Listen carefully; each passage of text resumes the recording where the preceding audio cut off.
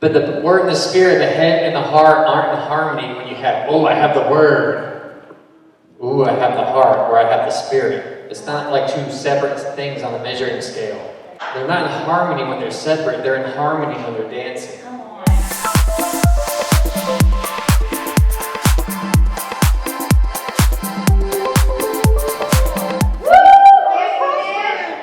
Oh, we're back. We're back.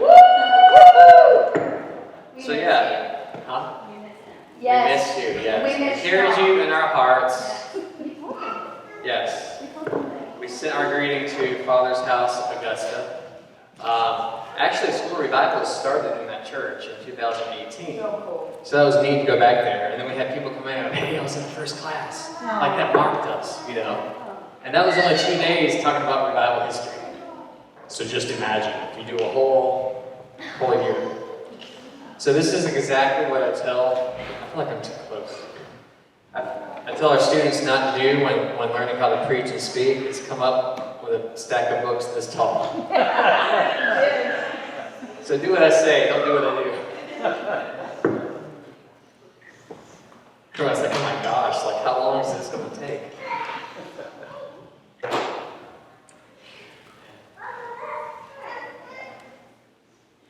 I'm going to pray again, because this is the house of prayer, right? Yeah. Yes. Abba. Hey.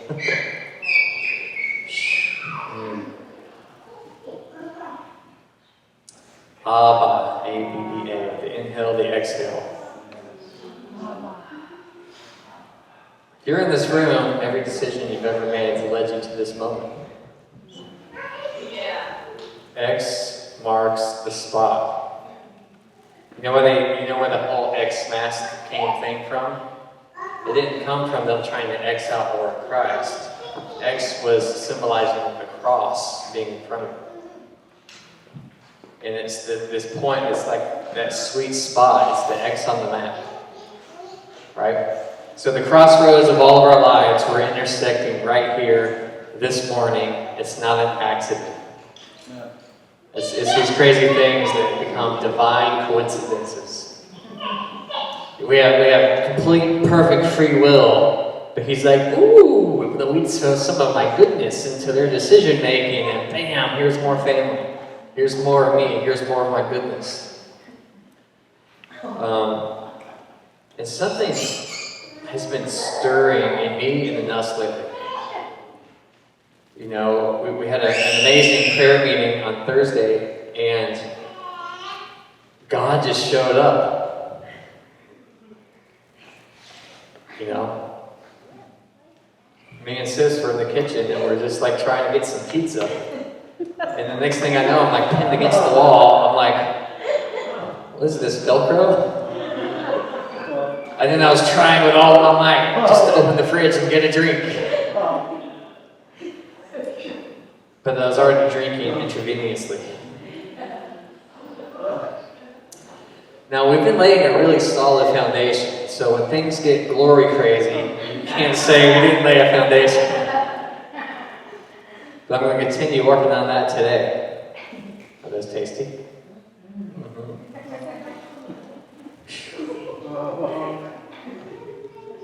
You going to help me speak? So we have been going over our core values. I'm going to kind of continue and extend that today. If you go to our website, we have 6 core values that I've been referencing. We've kind of been working our way through some of them. And this doesn't encapsulate everything we are or everything we're about. It's a statement of where we're at and where we're growing. Yes, growing. Did you catch that? Yes, sir. Presence, worship, Bible, revival, salvation, expression. And so today I'm going to talk about Bible and revival. Some of you know it as the Word in the Spirit. But I'm going to call it the dance of the Word and the Spirit. Because they're dancing.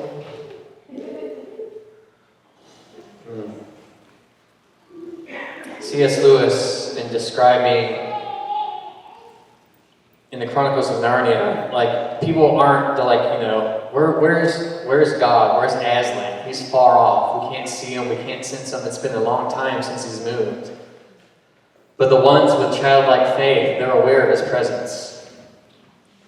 And he would make this statement saying that Aslan is on the move. Because the gaze of the rest of the people was on what God used to do and what he wasn't doing today. But the gaze of those who had childlike hearts were looking at what he was doing. And when they were looking at what he was doing, they were looking for his presence. They became aware that Aslan was on the move. And God's on the move, not just in our house. He's doing amazing things. And if we're aware of it, it's going to transform our whole perception. How we live our life, Is our life fueled with fear of what he isn't doing? Then I have to act in order to protect my tomorrow? Or is our life fueled with faith? So in love, I know my tomorrow is already taken care of. That's the divine exchange. So good. It's him filling up all of our love deficits. If you feel like you're missing something, you could just simply be missing what he's filling. Look at what he's filling and you realize you weren't missing anything at all. I don't think I can.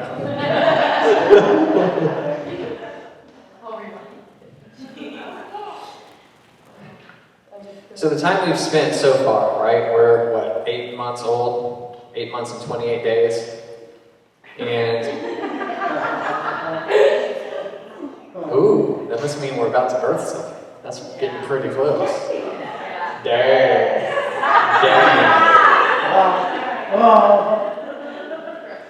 I am just not going to make it through this time.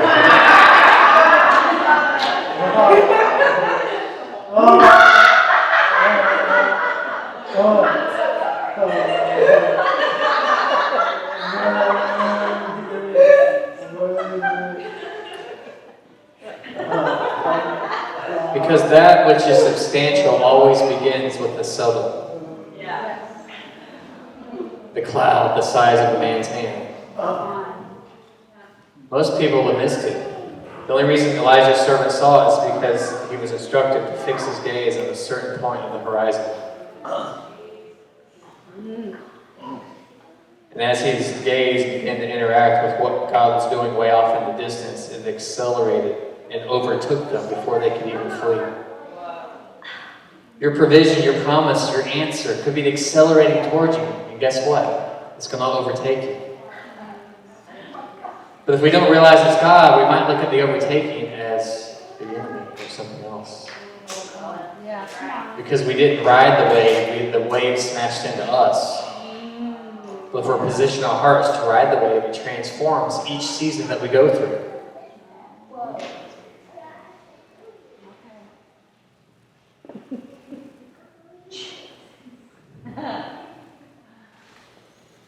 So he's been forming something at Awakening.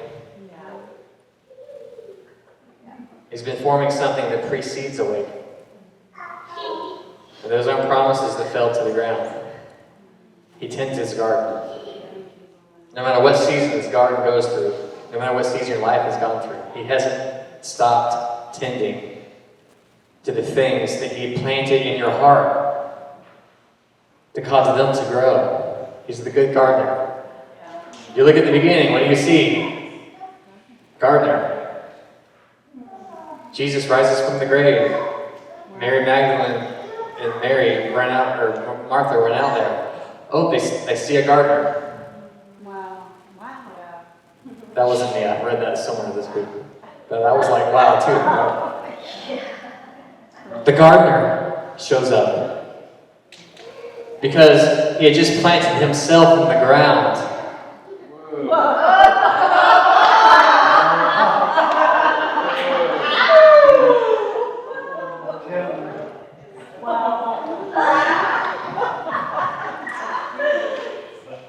And he says, don't cling to me before I cascade into the heavens.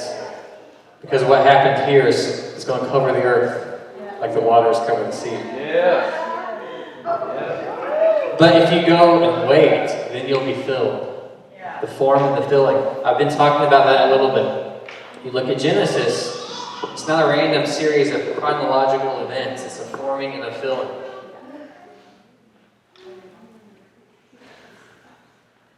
You have God existing, Father, Son, Holy Spirit, and this divine content love. And so you have Father, Son, Spirit, just the love, just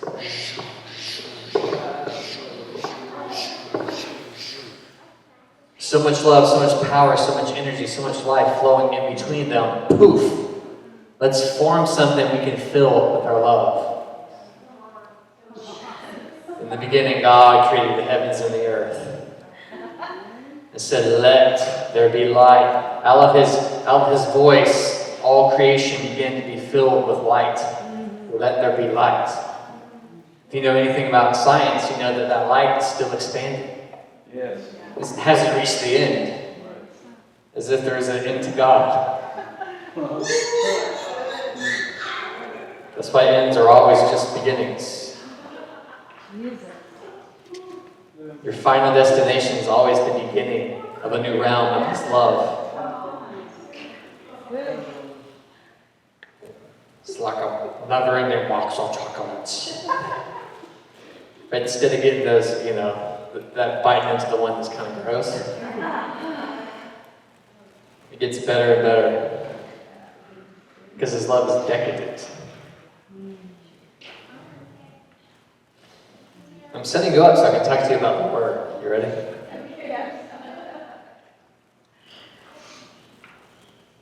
The Word and the Spirit. On the website we say Bible and Revival. We're passionate about understanding the Bible as it was written by the author and the ones he inspired to record the testimony of what it looks like when he's interacting and loving on his people.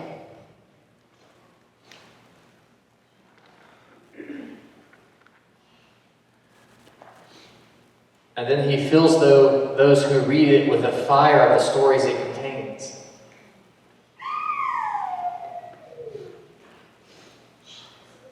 So the Word and the Spirit represent the makeup of our being, the head and the heart.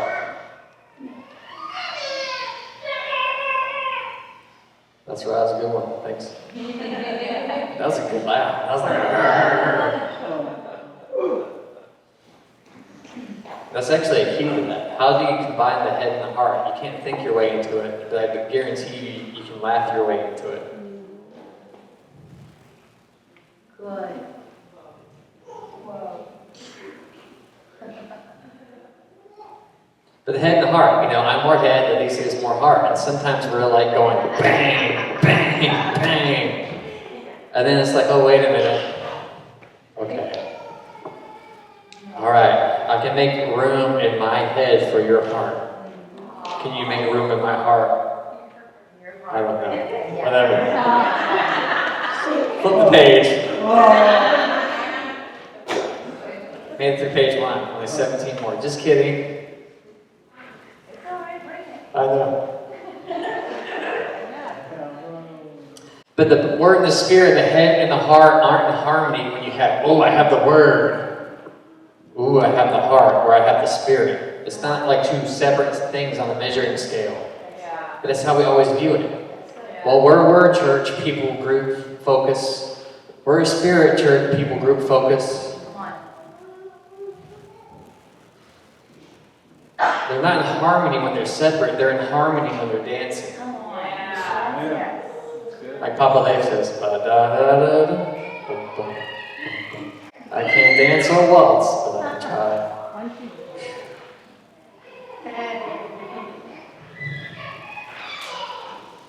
The Word without the Spirit has caused wars, divisions, stonings, criticisms, all of that kind of stuff. It's caused a whole bunch of stuff. The Spirit without the Word isn't really the Spirit.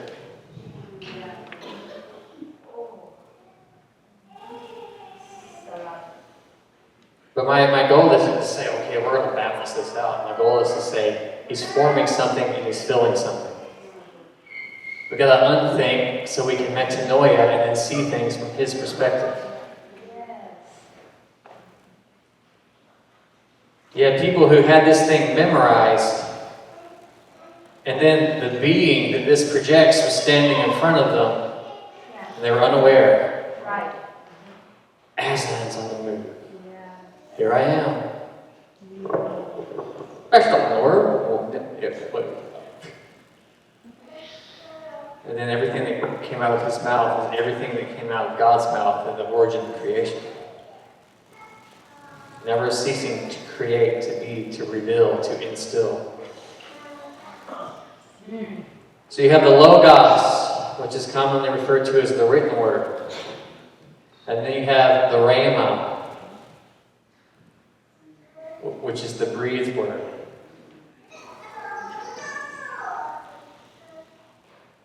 You have that which is written. You have the form, the guide, the pattern. And then you have that which is breathed, the Rhema. The form and the filling. We have his word, we have his form, so our lives can be filled with him himself. So our lives can be filled with everything that Jesus went into the ground and became a seed to grow into our life.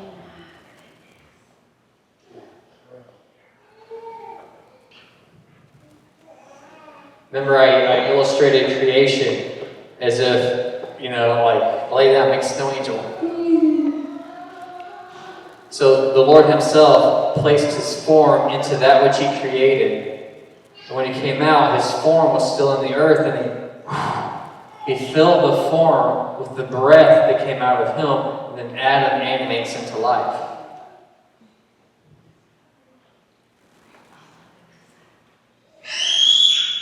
So what did Jesus do?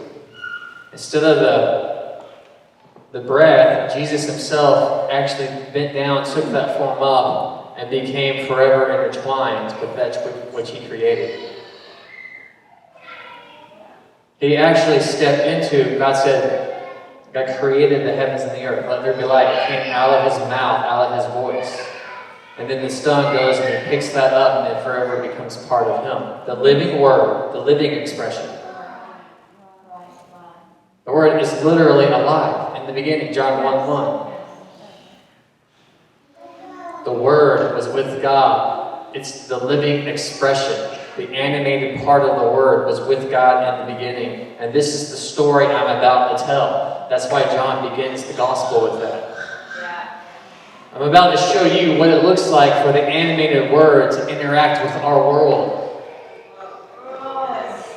This Torah, this law that you memorized, guess what? You're about to see the fullness of it interacting with sons and daughters.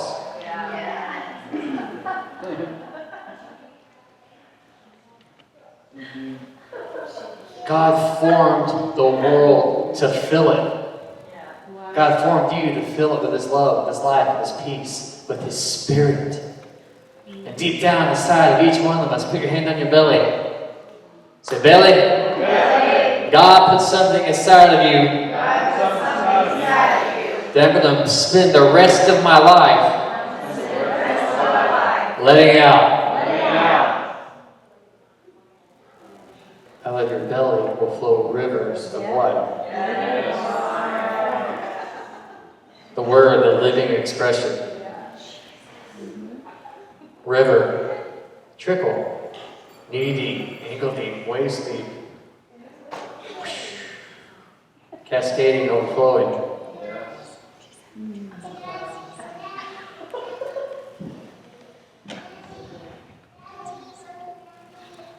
So again, you see it in the pattern of creation.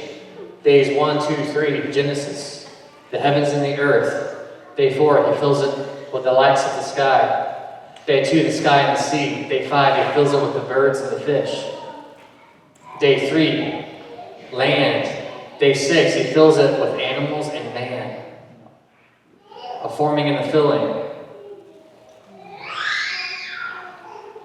Creation's pattern.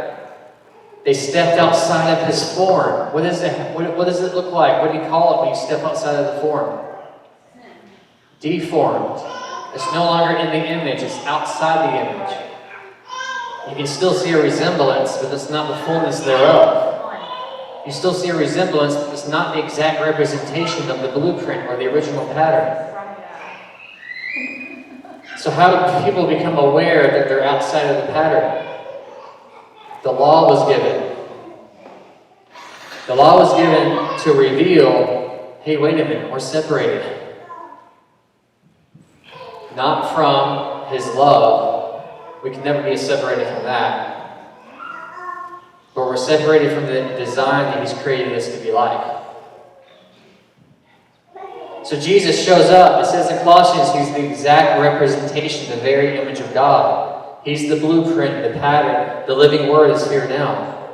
God formed the law so He could fill it and fulfill it with Jesus. You see Jesus, you see the Father. You see Jesus, you see the beginning and the end.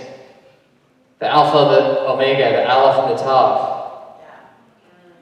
You see Jesus, you see perfect theology. You see Jesus, you see the Word animated. So He took everything that was trying to deform and separate creation down into the grave, down into the earth.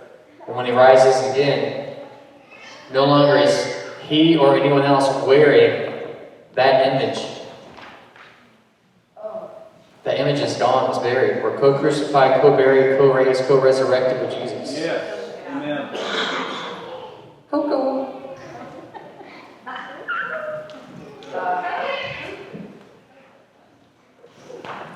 There's an exchange in Matthew 4. We'll read through that real quick. I don't know which Bible I done mark the place in.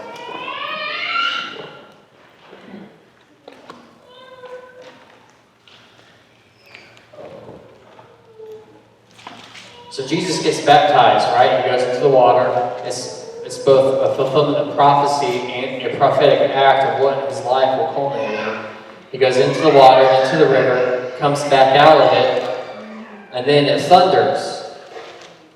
But for those who are aware, who are listening with their ears, the same way we're looking with our eyes, some heard it say, the Father said, "This is my beloved Son, in whom I am well pleased."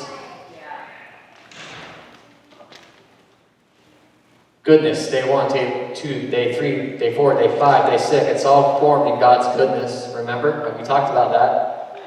Day 6, He looks at man and says, "This is very good."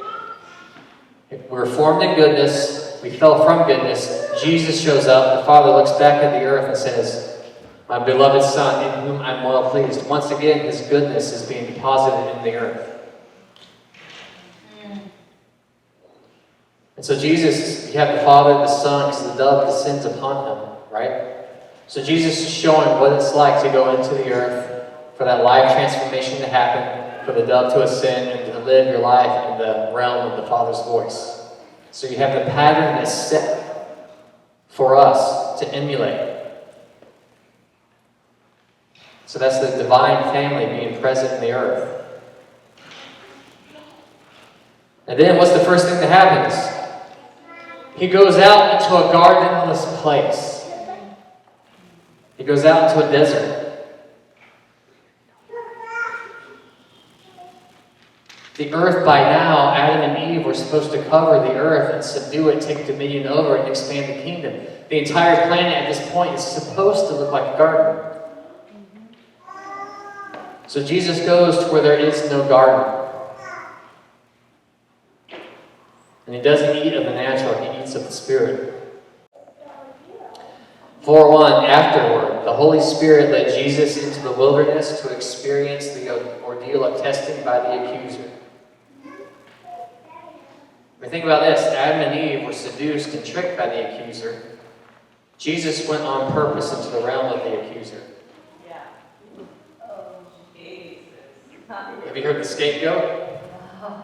One goat was sacrificed, another goat, they would place the sins of the people onto the goat, and that goat would be put outside the city. It would wander into the desert to the realm of Azrael. I can't remember the demon's name, but who cares?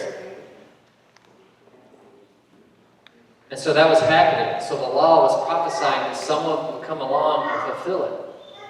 So Jesus shows right up, goes right outside the city, goes right to where the camp of the accuser is. It's the undoing of Adam.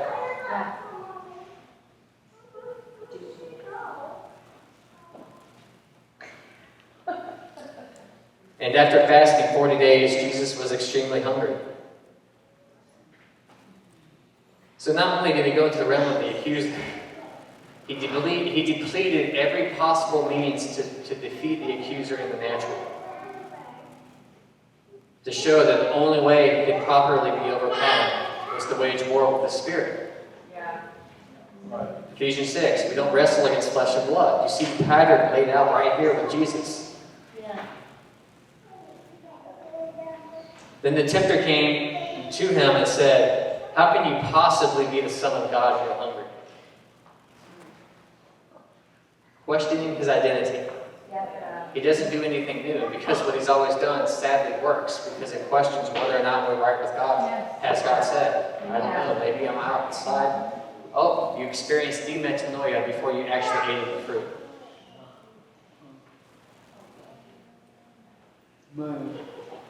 Because your physical actions always follow the world of mind and thoughts. Wow. Chris Valentin says our words create worlds. Yes.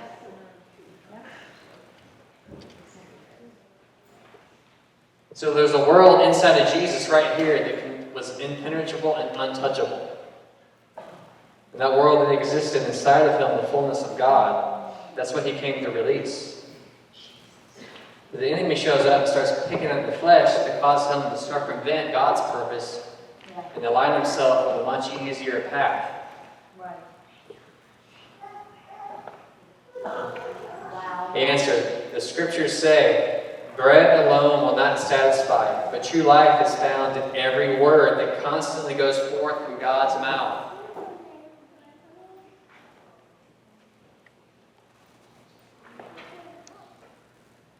So Jesus both quoted the word, the form,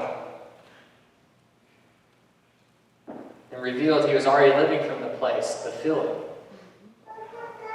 So Jesus says, no, here's the form. And by Jesus himself speaking, man does not live on bread alone, but every word that comes out of the mouth of God. He was filling the earth with the antidote. Because the question was eating something.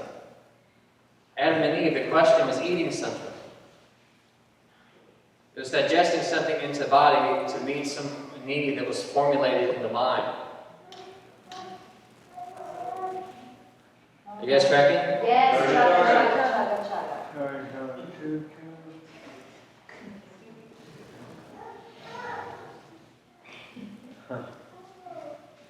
The enemy, you must be hungry, be filled with this. Jesus says, no, I'm already filled with that which comes from heaven to earth.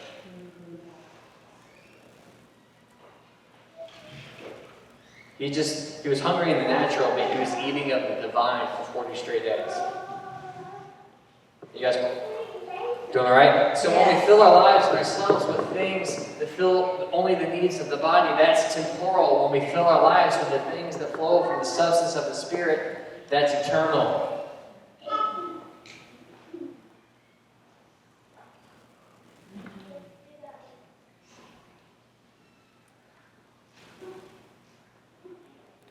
And so you see this pattern all the time in creation. It's the blueprint.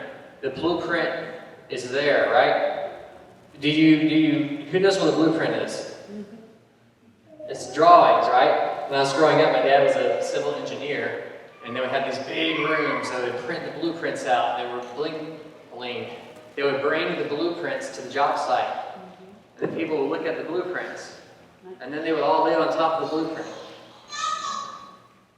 No, that makes no sense. Is the blueprint worth anything if nothing's being built? Is the blueprint worth anything if nothing's being built? Come on. Wood, paper, glue, yippity-doo. Come on. The hidden Michael Kuliana says, hidden within the pages is Jesus himself. Yeah. It's the form, but what are we filling our lives with? Word and Spirit.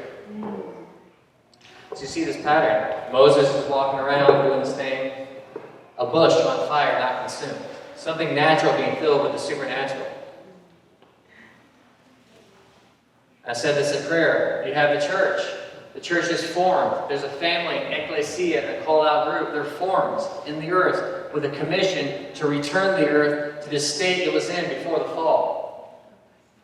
The Great Commission to take the kingdom and for the kingdom to cover the earth. The king's domain, his rule, his dominion.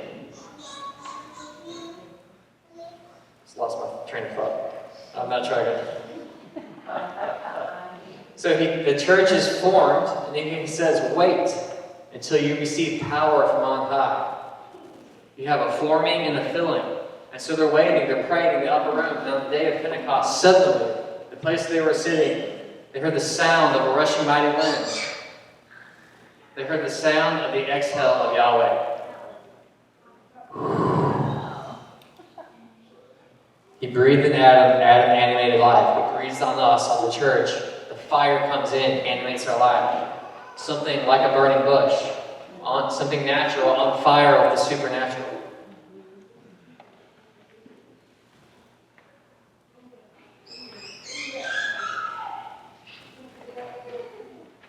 Unless we're on fire with the supernatural, we're not the authentic church. Come on. It doesn't make sense to say we're a word church. We don't worry about that spirit stuff. That's, at best, that's something that's seriously lacking the fullness of Christ.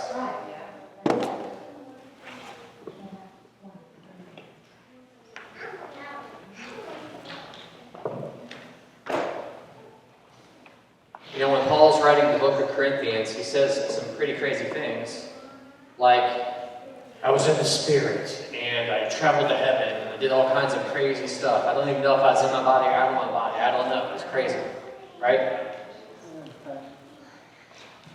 And he gives a guideline for what it's like to operate, to move, and to live within the gifts of the Spirit, and to see them operating in our lives and in the church.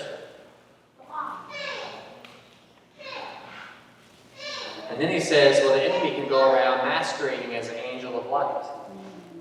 And somehow we read that and we think, oh, that's talking about false signs and wonders. Had nothing to do with that. That had everything to do with people who came with this, but they weren't filled with the Spirit, and they would stand up and they would eloquently preach the law, and they would eloquently preach Jesus, but their lives weren't emanating with the power of the Spirit. They were using persuasive wisdom of men to gather people around themselves. Come on. And then Paul says that the marks of a true apostle were shown among you with all signs, wonders, and miracles. Yes. But the enemy comes around. Is that filling God? Is that really God? No, you don't need that. You just need bread alone.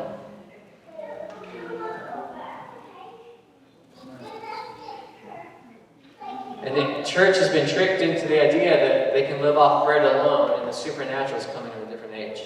Yeah. That's malnourishment. Yeah. Yeah. That's not what Jesus was feasting on. Whoa. That's it. Because the word without the Spirit isn't baked. It's just a lump of dough. It takes the fire of the Spirit for everything inside the bread to rise to the surface. And then for you going, oh, that's good. I think I'll have some more. But half the world looks at this and they go, ooh, that's gross. I don't have anything to do with that. I don't understand that. That's weird. God's angry. No. Ooh, Papa God loves you so much. Well, what about the Old Testament law? Ooh, people who were in that era, they were outside of his image. And even though they were outside of his image, God said, let me take you outside of the image and let me sow seeds of my Messiah within your expression. So when Jesus shows up, you'll see what I'm really like. You don't look at the law to see what he's really like. You look at the law to see what life is like without him.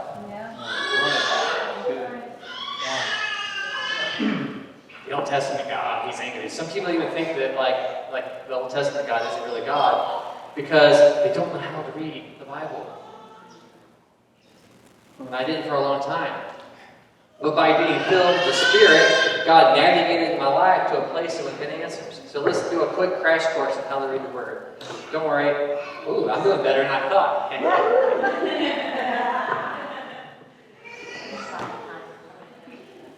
And then, like, you think you're right on the roll, and then you feel just a little bit of that right there.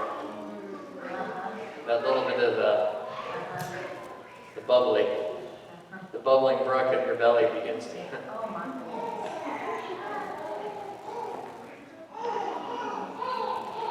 What's that pool called in Jerusalem? Pool of Bethesda. People are trying to go to an external source. And all of a sudden, the one in whom is the source of water is standing right beside the pool. He didn't need to jump in the pool anymore. He needed to jump inside the one who was standing in front of him.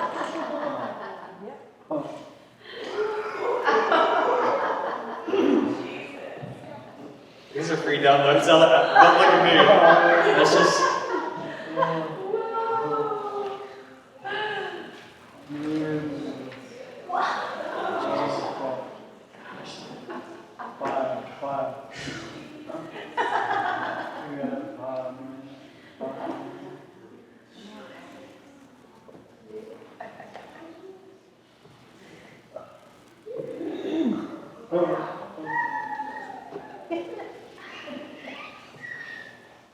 This is called 7 Things I Wish Christians Knew About the Bible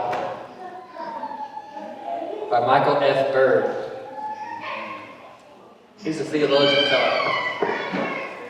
The Bible's a big book, but it's a cracking good read. It's a mixture of history, literature, and theology.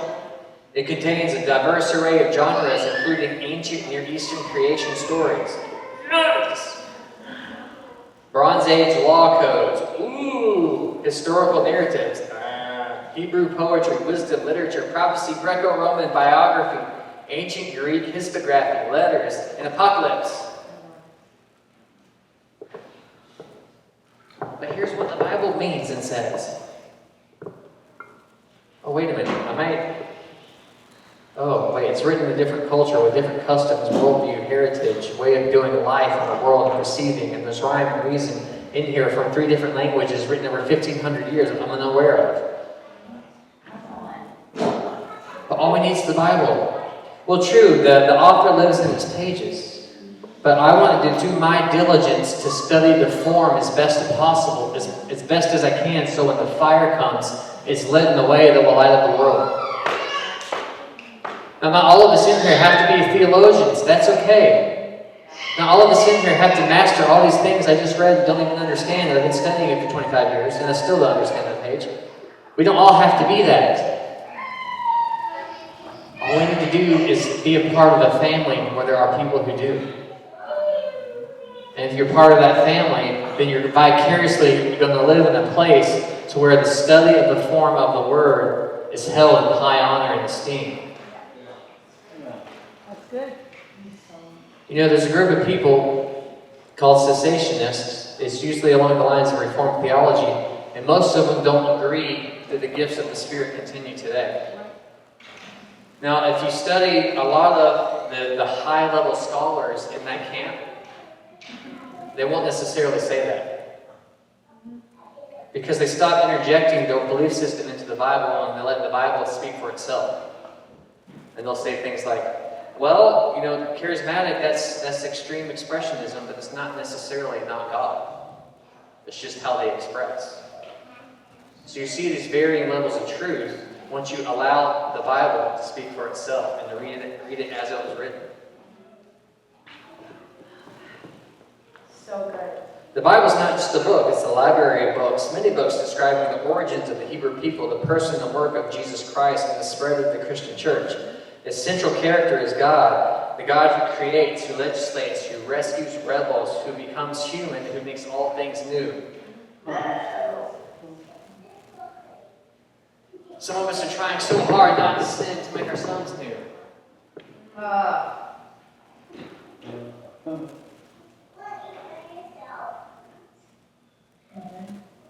The word, it says that we're a new creation. The word's kainos. It says, I know you weren't able to make yourself new. That's okay. I've come to make all things new. I've come to make you new. You're restored to my image. Not in doing, but in being. Amen. So good. Of course, it's one thing to read the Bible. It's quite another thing to understand it. And still another thing to use it responsibly. To be honest, the Bible is very hard to understand in places, not because it's a book of mystery, magic, or mayhem, rather because it contains a history distant from our own. It was originally written to ancient audiences in particular contexts, and it was written for us, but not to us. Right. It wasn't written to you. It was written to whoever the author was writing to. But it was written for you. So if you understand who wrote it, who it was written to, then you can extract from it what is for you. If you understand who it was written to, in the audience, that's called exegesis. Once that's in place, you can extract what's for you. That's called hermeneutics. The big quiz at the end of the class today.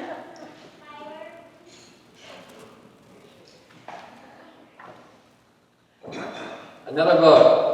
It's funny because in school, in year 1, we give our students a book called How to Read the Bible for All It's Worth. And then year 2, we give them a book called How Not to Read the Bible.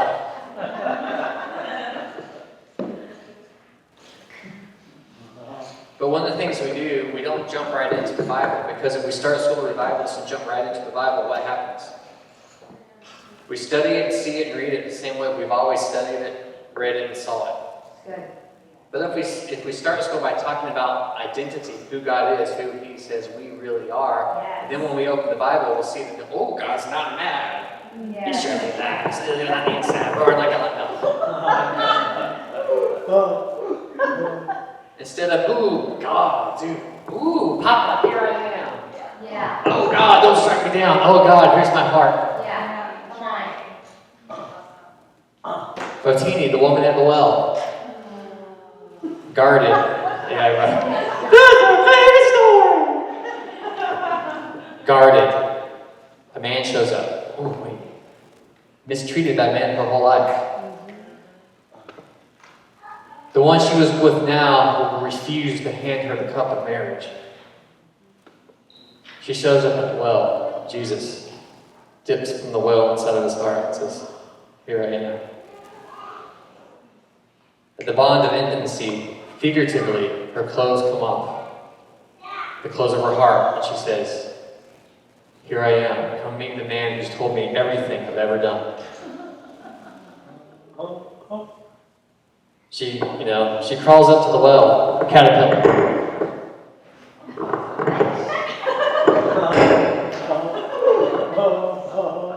She comes back from the well, butterfly. Yeah. She walks back into town, a different person. Yeah. What's happened? Come, I'll show you. He's right here. Yeah. And then later on they said, now we believe that because of your testimony alone, because she formed in her mind, in their minds, the idea that the Messiah was at hand. Now we believe not because of your testimony alone. We believe because we've seen for ourselves. Now their life was filled with their own encounter. That's why we preach. Jesus is good. Here's what He's done in my life. You create a formation in their mind to receive the seed of His goodness. What is the intimacy of a man and a wife? It's forming and filling. And then God says, if you understand that, you'll understand what life is like to really be with me. Goodness gracious. How not to read the Bible.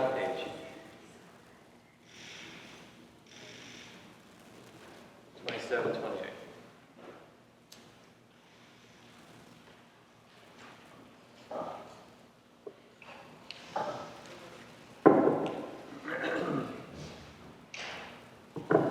The Bible is a library, not a book.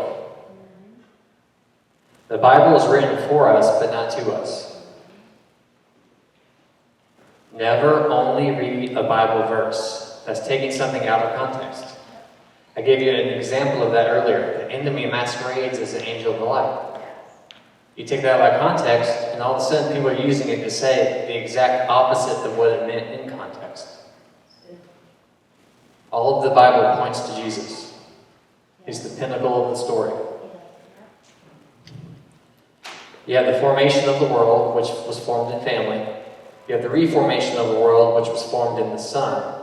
And then you have the completion of the world, which is formed in a wedding.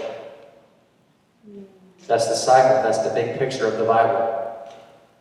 Family and creation, a reformation in Jesus, and a completion in a wedding feast. Heaven and earth, sons and daughters, the bride and bridegroom.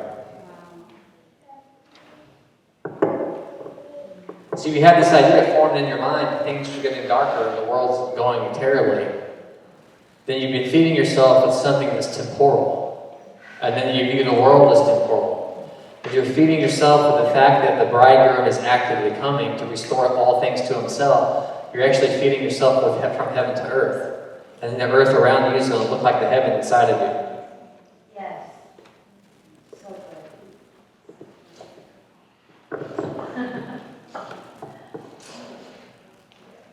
The Bible is a library, not a book. Although the Bible often comes in print form from a single book, it's actually a collection of 66 books printed in one volume, a library of books.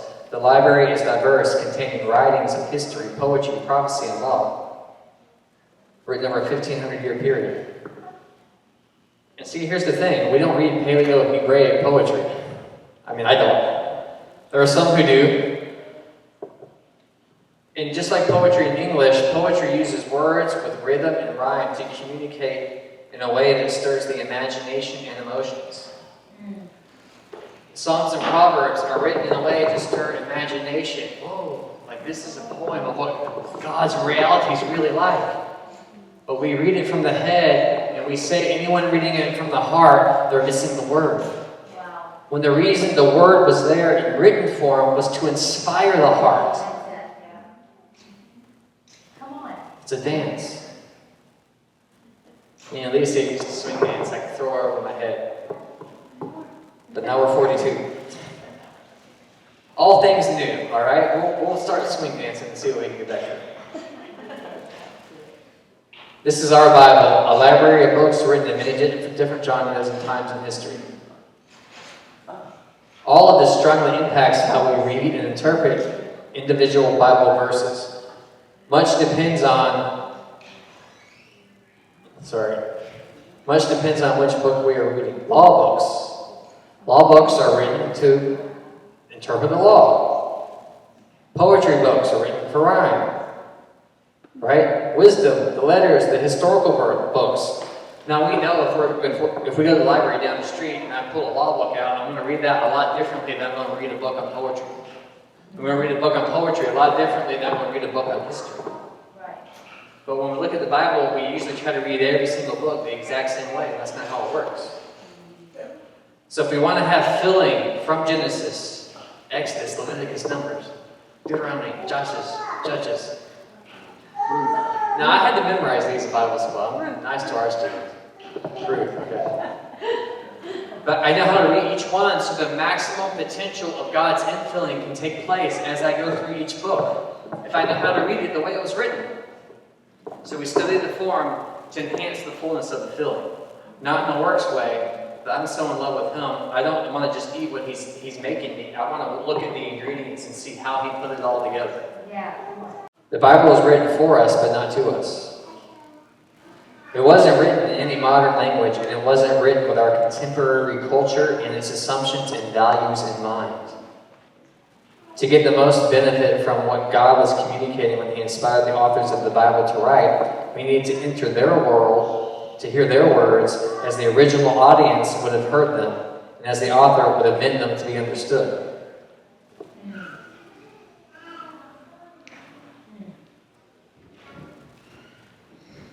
Again, we read what we believe into it. Yeah. And when we do that, no nourishment is coming. We're just reinforcing the fallen belief system. So Jesus is this personified. He fulfills each type of literature in the Bible. He fulfills each book in the Bible. All of it came from him, tells a story about him, and leads back to him. So good. He's the centrality of the gospel. He's the centrality of the message. And so when we apprehend that, we eat up the fullness of everything that he's intended, then his life animates through ours by the power of the Holy Spirit. So Aslan is on the move. God is on the move. Do we have eyes to see and ears to hear what he is doing, what he is saying, what he is speaking? And the enemy always tries to come along and say, is that really God? Are you really supposed to do that? You know, it sounds like wisdom, but it's a masquerade.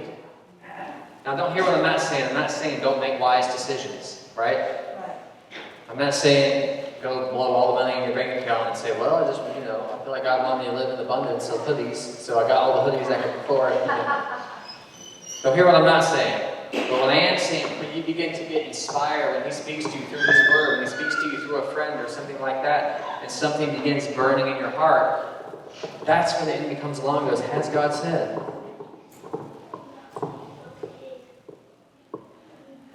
You're not going to have to worry about false fire if your life is burning with authentic fire. But the question of has God said, or is that really God, has surrounded us to the degree that anything that moves that's supernatural, oh my gosh, because we live with a Western mindset. If you had an Eastern mindset, you wouldn't be thinking that way. It would be, no, the experience doesn't override or supersede the information. Or the information doesn't supersede that. They go in tandem, the Word and the Spirit. All right. Wow. I think I'm about done. Is that all right? Yeah. You guys good? Good. I could, but... Shh. So the other day, it's been getting crazy. And so, like I said, especially after today, right? That was exegetical. This wasn't just reserved for the students. This is for all of us to go deep. And we're going to go deep as a family. It's not, oh my gosh, you got to go to SOR to go deep. If that's you and you're burning to go deeper, by all means do it. But as a church family, we're going to go deep. As a church family, when people stand up and share their hearts with you on Sunday morning, it's like they're sharing a meal they've been working on for hours that week, and they've come with all the ingredients for you to feast on. That's why when someone's sharing, I'm honoring their heart as much as I can honor. Because they're serving me a meal that comes from the substance of their life. And just like God hides the substance of himself in the Word, he hides the substance of himself in the ones that we're doing life with. Yeah, it's so good. Wow. And mankind has been sacrificing their brothers since Cain killed Abel in an effort to please God. Whoa. It's time for that to stop. Come on. Amen. I don't have to agree with you to value and honor you. I value and honor you because his yes is in your life. Yeah. You're created in his image. So I don't care if we agree or not. Let's just burn together. You can be the choo-choo to my chugga-chugga.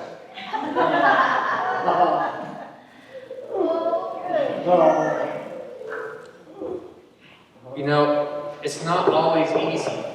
I guarantee you, if each one of us were to look at our closest friends didn't get there by saying yes to anything we've ever done. Our closest friends became our closest friends because we fought and we overcame it. And that ended up bringing us closer together. It's the overcoming that builds the bonds of friendship. It's bonds that can't be broken. Wait. I hurt you and you're still choosing to be with me? I'm going to stand with you. That knits us together. And as we grow, as awake, he said, fill this place with prayer and his presence before you see it filled with people. Yeah. And as people come, we want to have that demonstrated. I'm not trying to please people when they come in. Right. But my heart for when people come in is to find the house of peace. Yeah. And then the pleasing issue goes out the window because they found a home. Right. That's it. I like that. You know? So let's stand. I was going to tell you a crazy supernatural story, but I'll save that for later.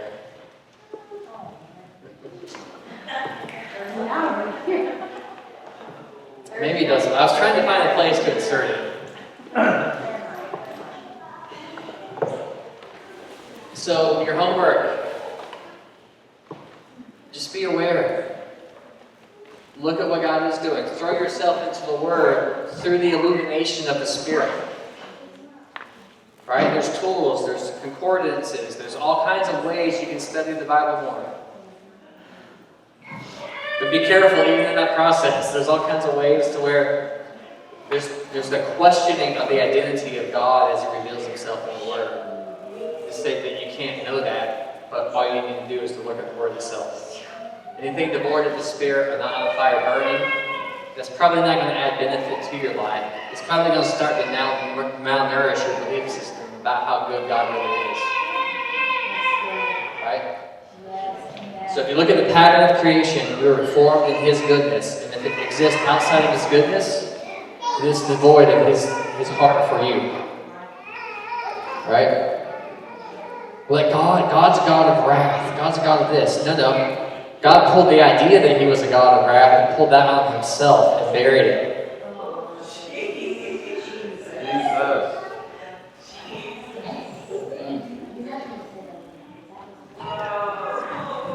God pulled the idea that He's a God of wrath on Himself and He buried it in the ground. The only thing He wages war on is everything that wages war against us. Does He judge? Yeah, He's judging everything that tried to judge us as being inferior to who He says we are. Yeah, right there. You see, He's removing the court system of this world and the powers that fell with one desire to break up His family. That's why He called us the ecclesia. It's a governing group. They sit in the gates of heaven and earth and govern the flow. The perception, the reality of who God says we really are, and what He's really doing and up to in our generation.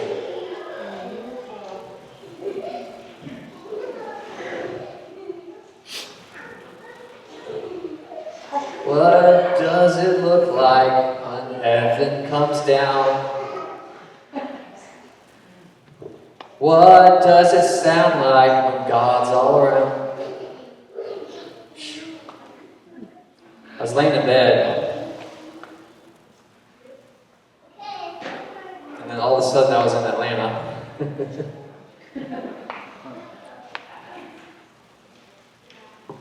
I can't quite describe it. Sometimes you gotta let these encounters simmer for a bit because the earthly language doesn't match.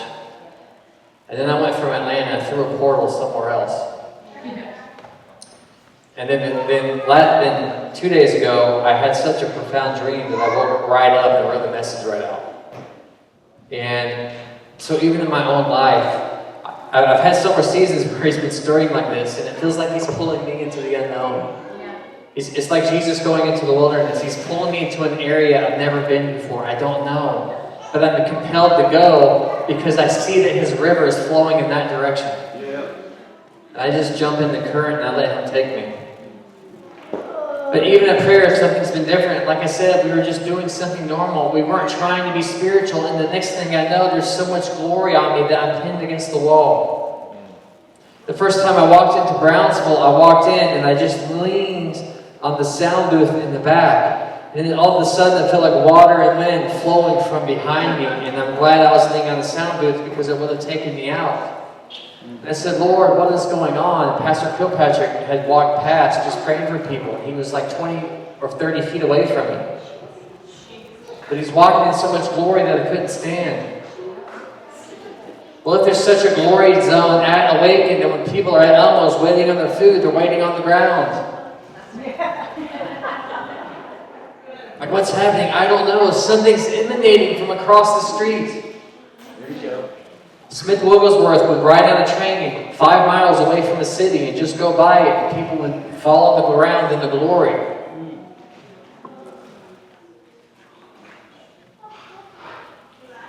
Because when we walk in glory, every place we step our foot begins to terraform the ground, the earth, and the atmosphere. And it's amazing what will happen when light shows up. It pushes hate out, and people begin to recognize love. Oh, wait a minute, something's different. Some people don't know what it's like to live in the absence of fear. And we can say, gotta get the fear out, gotta get the fear out. No. We show up, fear leaves because it has no place in us. And then they say, oh, wait a minute, something's different.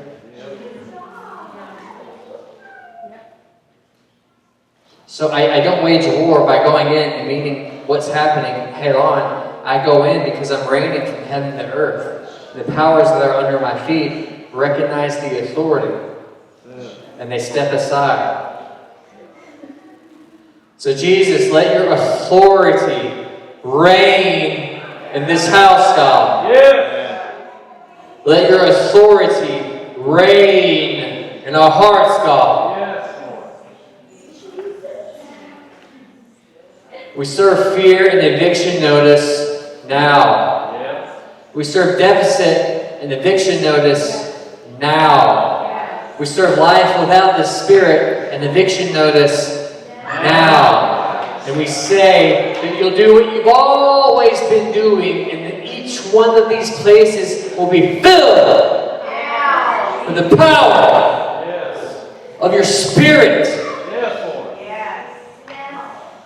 Where sickness reigns, that place will be removed, and the body will be filled with the power of the Holy Spirit. Where death reigns, death will be removed and erased, and that place will be filled with the power of the Spirit.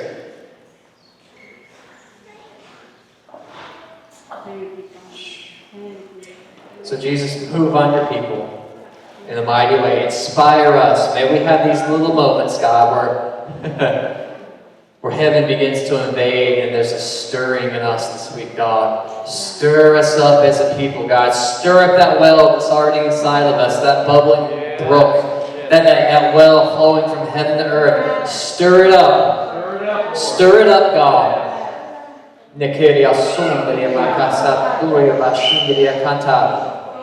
Stir it up, God. Have your will and have your way.